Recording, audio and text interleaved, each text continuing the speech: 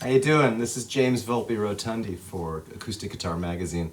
And I'm very happy to be sitting with a guitar that probably like many of you has kind of been on my little dream list for a long time, and that's a Hummingbird. Now in this case, this is the new Epiphone inspired by Gibson Hummingbird.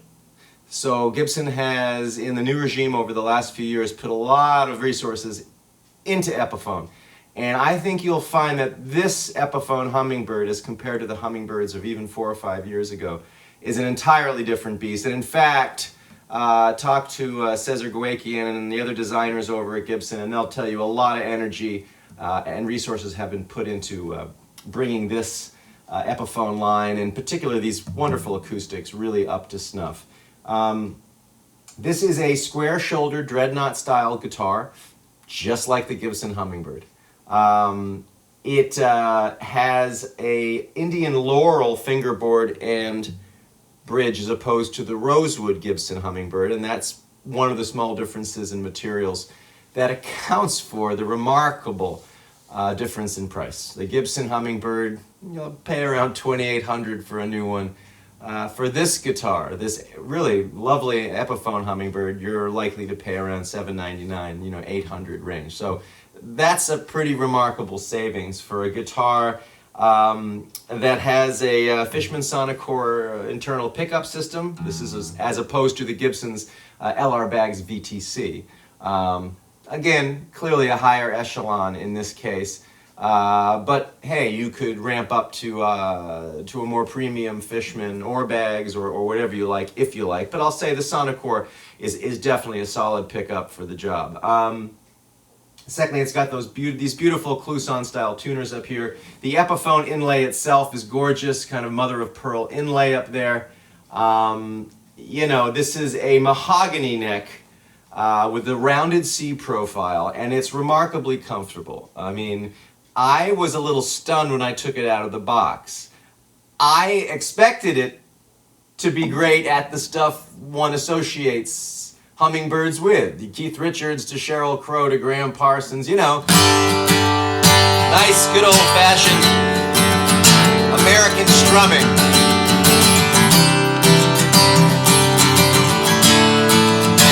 And it rocks for that. I mean, and if you really want to dig in,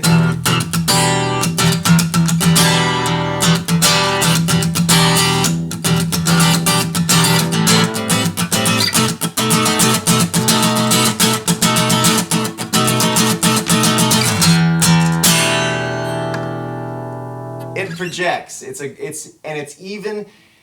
It's one of the best zing guitars you're gonna hear. It's got that wonderful coppery thing, especially if you plant a mic right up around the 12th fret. In my case, I've got a Rode NT1 over to the side here, and that's picking up a combination of things, including my guitar, my voice, etc., for the purposes of this video. But what else about the Hummingbird? I mean, what's not to love about the gorgeous Hummingbird flared pickguard design? Just a lovely thing. These split parallelogram fret inlays on the fingerboard, solid Sitka spruce top, solid mahogany back and sides with a lovely finish. You're getting a little glare off of my studio lights here. But really a very, very lovely guitar. And again, for that price point, it's pretty hard to argue with. Let's play a little bit more.